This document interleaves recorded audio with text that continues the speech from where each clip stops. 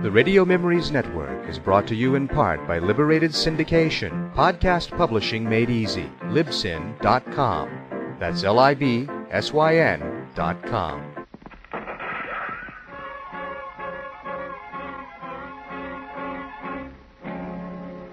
Around Dodge City and in the territory on West, there's just one way to handle the killers and the spoilers, and that's with a U.S. Marshal and the smell of Gunsmoke.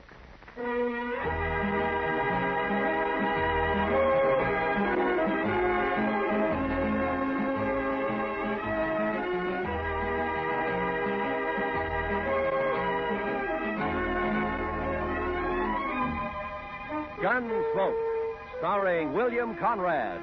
The story of the violence that moved west with young America. The story of a man who moved with it. Matt Dillon, United States Marshal.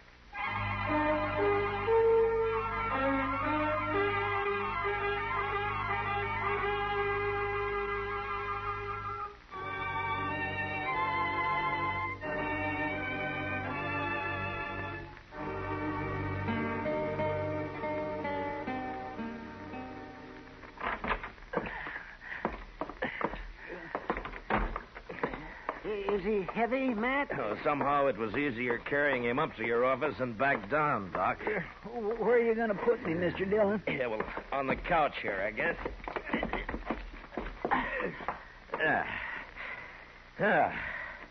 You be all right there, Chester? Oh, yes, sir. This'll be fine. Good. I'm sure sorry I'm so much trouble. Chester, next time, try to land on just one foot. Even if you break a leg. I know. A man's in a terrible fix when he sprains both ankles. Oh, he sure is, Doc. I don't know what I'm going to do. I know what you're going to do. You're going to stay right there on that couch, and you're going to sleep there, too. Maybe Doc and I'll bring you in something to eat every day or two. Oh, now. It's better than you deserve. I know. I've been saying over and over to myself, Chester, you fool, you. Well, the wages of sin, Chester. You were lucky to get off as easy as you did. The way I heard it. Come on, Chester. Tell us what really happened, But I did tell you. I was looking out this second-story window, admiring the view, so to speak. And the next thing I knew, I fell. That's all right onto the street. You didn't say whose window, Chester? In Texas, Doctor, a gentleman don't mention such things. You ain't in Texas. Well, sometimes I wish I'd never left. Like now? Yes, like now. Huh. Many a reputation's been ruined by just such loose talk that you're making, Doc. Never mind Doc, Chester. He's jealous, that's all. Oh, jealous? Putting tracks in a man's yard? Not me. Not by a long shot. Why, no, sirree.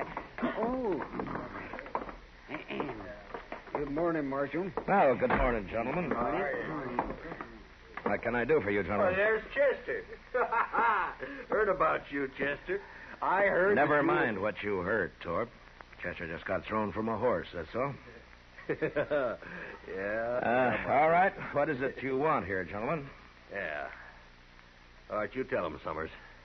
Well, Marshal, it's about tomorrow night. Oh? So what about tomorrow night? Well, you know, it's the roundup. The sale season's over. There'll be 1,000 cowboys celebrating in Dodge. Well, they always do at the end of the season. What about it? Well, there's going to be more of them this year, and there'll be a lot of homesteaders in town, too. It's going to be worse than ever. Well, I expect that. There could be a lot of trouble, Marshal. Yeah, there could be, Summers. Just what is it you want? Well, we've talked it over, and we want you to get a lot of good, tough men together, maybe about 20 of them, and deputize them. That way, there won't be any trouble. Yeah. That's what you want, is it? Yes, we do. Look, Summers, my job's to keep the peace around here, and I'm going to do it, but I'll do it in my own way. Oh, I know, Marshal. Now, you but... turn 20 deputies loose in that crowd looking for trouble, and they're going to find it. As soon as the wild ones heard about it, they'd bunch up and shoot it out with every one of them. Why, it'd turn into the worst slaughter Dodge's ever seen. I think that's about the most fool idea I ever heard of. Yeah, no reason for you to talk like that, Marshal. I think it's a good idea. I sure don't want my place wrecked just 'cause you're mule-headed. You're a gambler, Torp. So you can take your chances along with everybody else. Now, if you don't want that, then close your place up tomorrow night. I'll lose all that Texas money? That's not likely. Now, we're not all gamblers, Marshal. They can wreck my dry goods store just as fast as a gambling house once they get started. And it's up to you. That's right. It is up to me. And we're going to leave it that way. Then you won't do anything. I'll do everything I can. I don't know, Marshal. Look, Summers, I know you've got your doubts about me. That's natural. Some people think I'm too lax with Front Street. Some think I'm too severe. But that's the way of it in any town. If a peace officer does his job well, he pleases nobody. Marshal, we didn't come here for a lecture. What did you come for, Torp? Maybe you had in mind to help me pick out those deputies. Is that it? A matter of fact, I could, Marshal. Yeah, sure. In a couple of hours, yours would be the only tables open for play. No, that's not what It's been done before, Torp. Is that too, Torp? We're not going to take his word for anything, are you? I don't know. But anyway, he won't listen to us, so it's his responsibility. Come on, men, let's get out of here. I hope you can handle it, Marshal. Goodbye, gentlemen.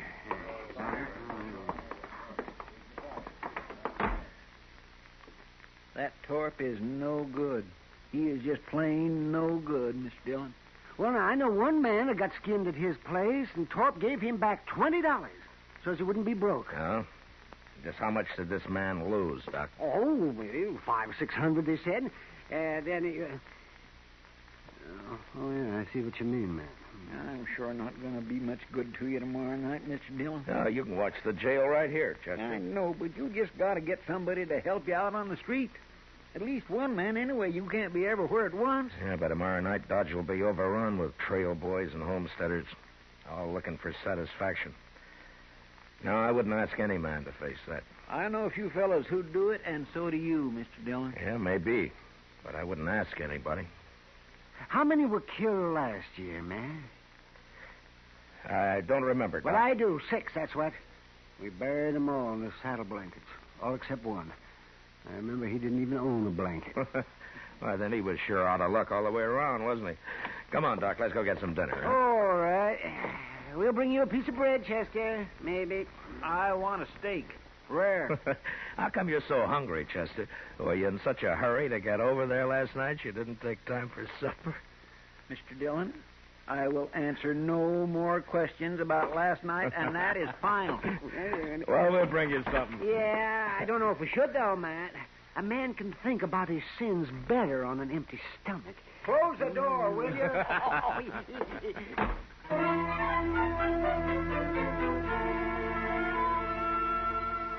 The next morning, I had Mr. Hightower print up some signs for me with a few rules that I made up for the roundup. They were fair and reasonable, and I hoped they'd be accepted without question. The principal restrictions were that there was to be no shooting and no reckless riding in the streets. That afternoon, I went from saloon to saloon and left a sign at each one. The Texas Trail was my last stop, and there I sat down with Kitty for a short beer.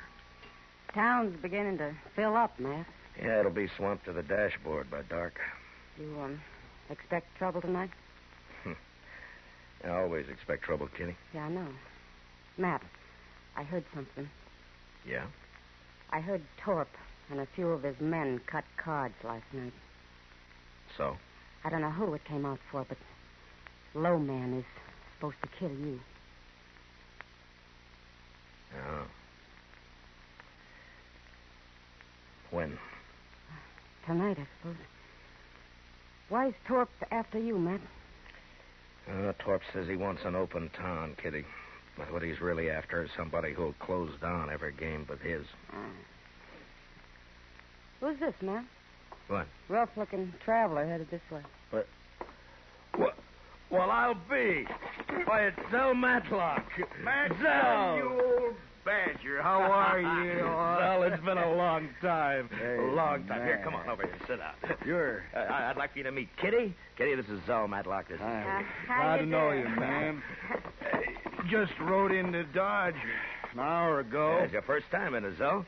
Hey, would you like a beer? Huh? Don't mind. Good. I aimed to get drunk tonight, but before I got started, I thought I'd look up the peace officer and shoot him. I'd be sure to tangle with him before the night's out. I always figure it's safer to do it sober. So He half means that, kid. so I asked around and found out the man's name is Matt Dillon, United States Marshal. I've seen it all now. Well, I hope you're not disappointed. I'll tell you, Miss Kitty, I knew Matt Dillon before he got civilized. Why, we had to tie his leg up to give him a haircut when he came to town. Don't you believe a word that he says, kid. Yeah, the wilder the colt, the better the horse, Matt. Mm-hmm. But you was all right. The only trouble with you was that fool honest streak you always had. Are you rich now, Zell? Ah, nobody's rich on the Mexican border. Land of sunshine and pinto beans. Now, I hired out to a general over in Chihuahua 3 years ago. I lost 20 pounds and was lucky to get back at all. Well, haven't you learned to stay out of Mexico yet? No, I met the man he wanted me to shoot and turned out to be a better fellow than the general. So I told him I'd been hired to kill him and then rode for the border. The general lost 3 soldiers who tried to stop me from swimming the Rio Bravo. You must be pretty handy with a gun, Zell. Yeah, just fair, ma'am. But when I take my gun out, I go right ahead and use it. Some people stop and think for half a second. There's a roundup in Dodge tonight.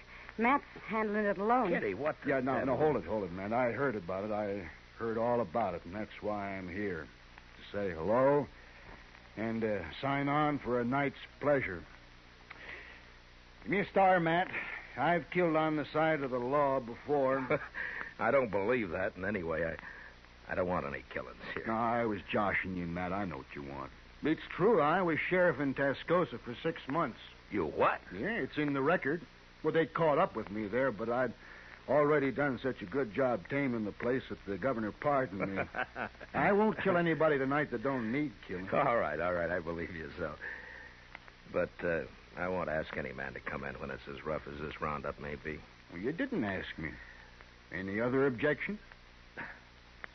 Well, the men don't know you around here, so no telling how they'd take to a stranger. First night I ran Tascosa, nobody knew me either. I'm not green at this business. Yeah, but Matt. it's my job. Why should you get mixed up in it? Well, I also heard somebody's planning a party for you tonight. Oh, you did, huh? I've owed you something for a long time, Matt. Oh, that's got nothing to do with it. Oh, it has. You got no right not to let me pay it back a little. Now, there's a chance to. Yeah, you're just as crazy as you ever were. That's better. Well, come on, let's go find me a badge before it gets dark. Sure nice to have met you, Miss Kitty. Well, good luck, Zell. I'll see you later, Matt. Yeah, sure. So long, Kitty.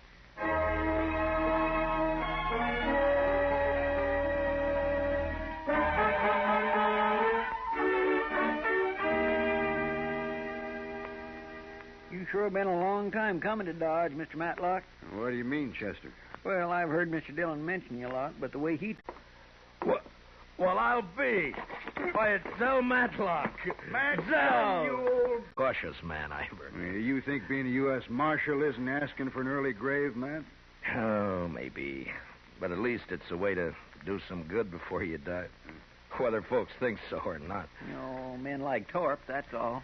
Oh, no, Chester. Even good men have got a strange twist that makes them suspect any man paid to handle the bad element.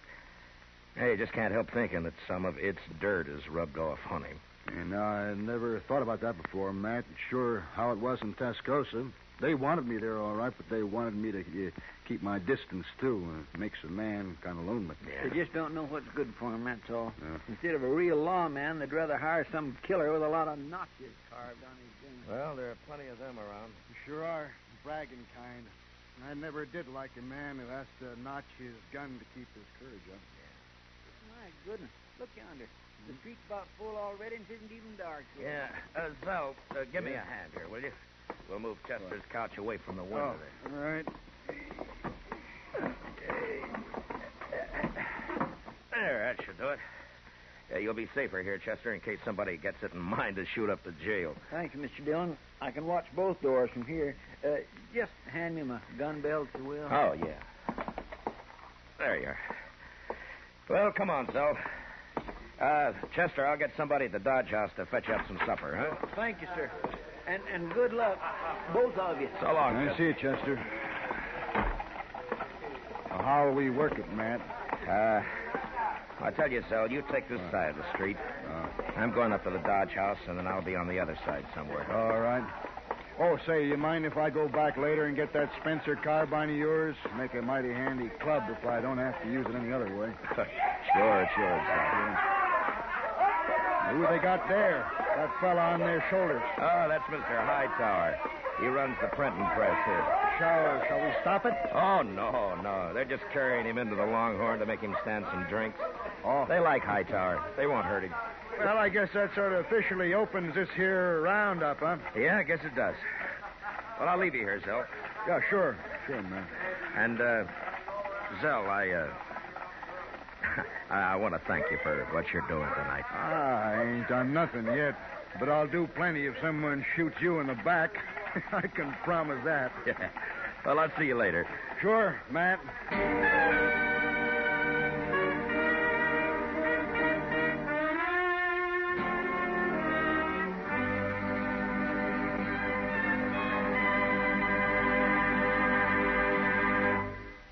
We will return for the second act of Gunsmoke in just a moment. But first, Sunday nights, you are cordially invited to Escape via CBS Radio. Yes, every weekend for drama that will take you right out of this world. Listen for Escape at the Star's address. Also, tomorrow evening, CBS Radio brings you Lionel Barrymore on your Sunday night playhouse. Now, for the second act of Gunsmoke.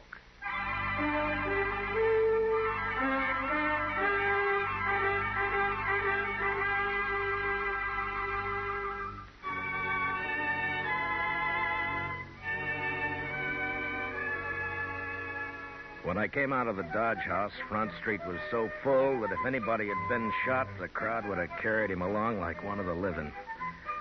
I had a feeling that the word was out about Torp and his bunch cutting cards to see who would make a try for me, and that the crowd knew it and was waiting for it. I stood for a while with my back against Summers' dry goods store.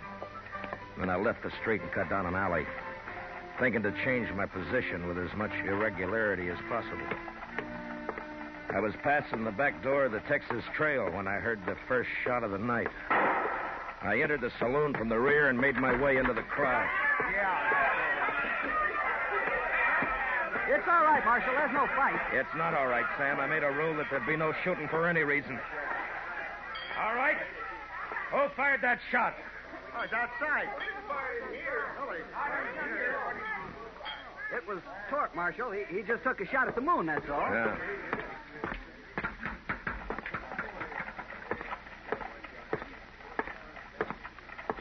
All right, Torp. Put the gun away and come over here. I'm bothering nobody, Marshal, excepting maybe you. Stand back, everybody. I said that's enough, Torp. No, it ain't, Dillon. This time I got the jump on you. You ain't pushing me no more. Torp's bullet just grazed my arm. Then I put one in his head and another in his chest. And at the same time, out of the corner of my eye, I saw a figure with a gun in each hand move out of the shadow of the alley and turn toward me on the boardwalk. And without really looking, I dropped him with one shot. And then I faced the crowd and waited for the next move. But for some reason, none came. Marshal? Yes, Summers. That man you just shot, Marshal. Torp got what he deserved. Yes, I know. It's the other one that So did he. Marshal, you'd better go take a look at that man. He's dying. Who is he? I don't know him, Marshal, but you do. What? He's wearing a star. No. No.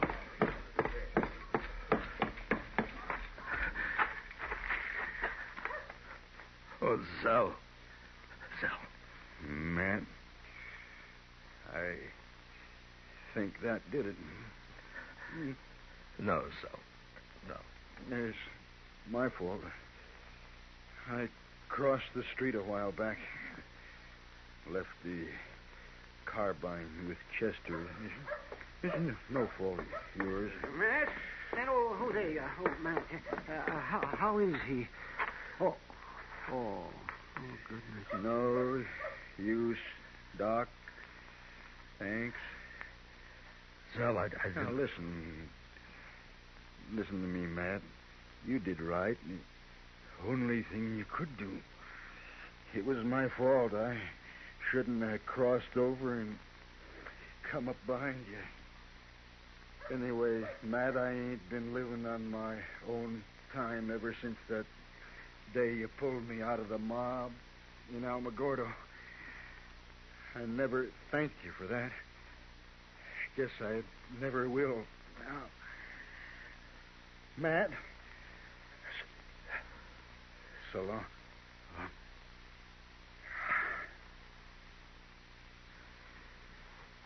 Well, I'll find someone to carry him over to your office, Matt. No. I'll carry him.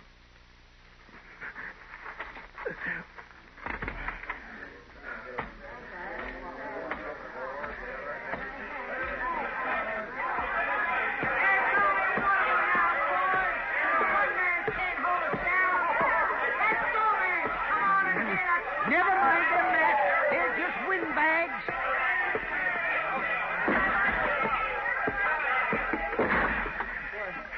Mr. Dillon, what happened? I heard the shooting. Put a blanket on the floor there, Doc. Yeah, sure. Yeah, spread it. That's right. Here. He's dead, Chester. Well, who shot him, sir? I shot him, Chester. I didn't know it was him. I'm sorry, Mr. Dillon. It sounds like they're going to hoorah the town after all, Matt. Sure does. No, they're not. It's going to be kind of hard to stop now, isn't it, Matt? Maybe. You taking a shotgun, Mr. Dillon? Matt, why don't you just let them fight each other? What are you going to do? I'm going to close Front Street. You're going to close... Oh, no, The what? party's over in Dodge. Mr. Dillon, you can't do that. There'll be trouble if I don't. The mob's tasted blood now. They'll shoot you sure as I'm a-laying here. Will they? All right, I can't stop you, but I sure do wish I could go with you. Yeah, Matt, I'll go. Maybe if they see me, they won't be so quick. Thanks, but this isn't your job, either one of you, but thanks.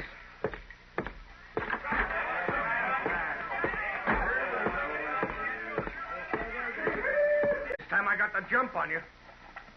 You ain't pushing me no more. Torp's bullet just grazed. Sam, Yeah, Marshal? close up and turn out your lights. What? You heard me! Now listen to me! Broad Street's closed. Now get out of here and go home, all of you. My home is in Texas, mister. If you ever had one. I ain't going home tonight.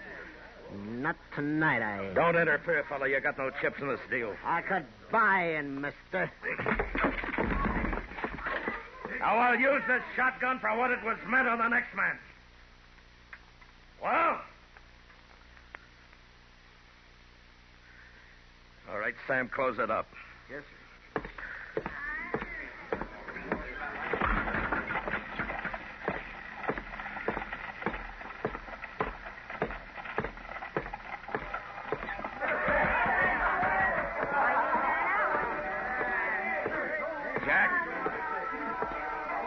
Jack,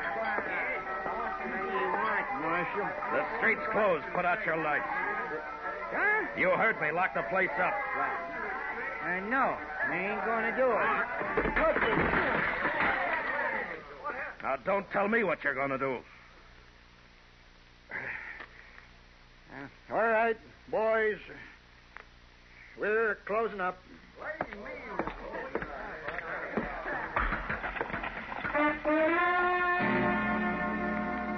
That took care of the Texas Trail and the Longhorn.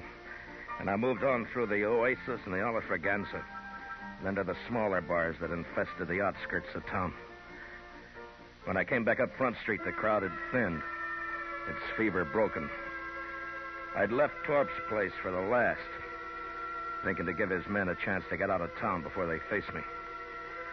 There was a gambling hall on the same side of the street as the jail. And when I reached it and entered, there weren't more than a dozen men there. Most of them stepped quietly past me out into the street. What was left didn't seem to count for much. Looking for somebody, Marshal? You a friend of Torp's? Yes, I was. Why? Who else here worked for Torp? Everyone's gone, Marshal. They heard you were all riled up and they left. And you're alone. And still in bad company. I wouldn't ordinarily take that. Well, go ahead, mister. You're calling it. No. Not now. What's stopping you? Oh, if it's the shotgun. Now, does that make it easier for you? I haven't been looking for you, Marshal. You were in on the cut, weren't you? Torp's dead, Marshal. Isn't that enough? Torp? Mister, one of the best men I ever knew died tonight. And I killed him. I'm not a gunman, Marshal. You wouldn't be proud killing me. What does a man like you know about pride? Now, you get out of Dodge, and you get out fast. But I don't... You want to die in this place right now? No, I'm leaving. All right, hurry.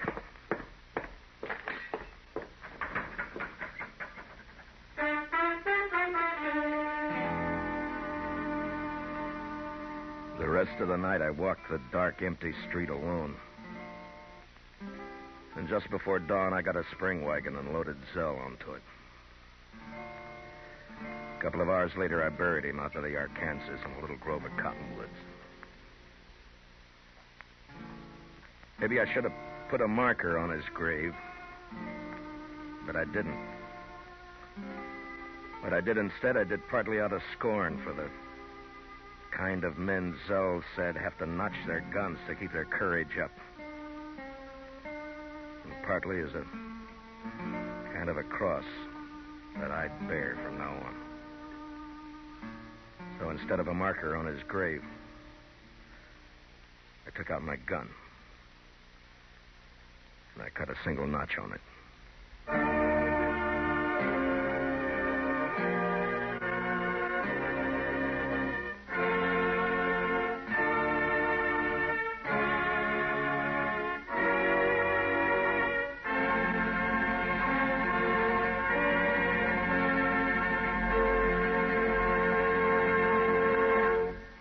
Gunsmoke, under the direction of Norman MacDonald, stars William Conrad as Matt Dillon, U.S. Marshal. Tonight's story was specially written for Gunsmoke by John Meston, with music composed and conducted by Rex Corey.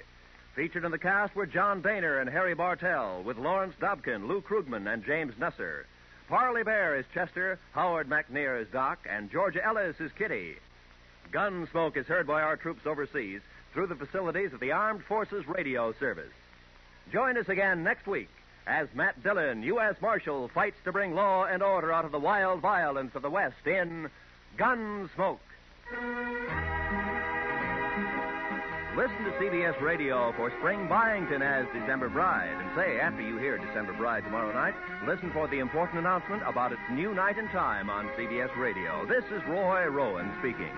And remember, Amos and Andy are here every Sunday on the CBS Radio Network.